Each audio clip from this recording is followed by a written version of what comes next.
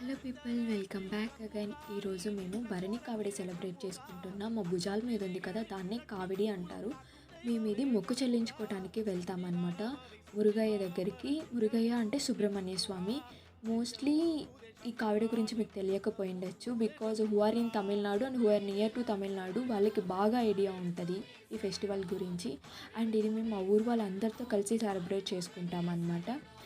నా భుజాల మీద ఉన్న కావిడిలో 2 బుట్టలు ఉన్నాయి కదా, ఒక బుట్టలో ఏమో పూలమాల అండ్ ఇంకొక బుట్టలో సుబ్రహ్మణ్య స్వామికి ఇష్టమైన ఒక ఫుడ్ ఐటమ్ అండ్ ఊదివత్తి, కర్పూరం అండ్ అరటిపండ్లు, ఆకు ఒక్క ఇవి ఉంటాయి.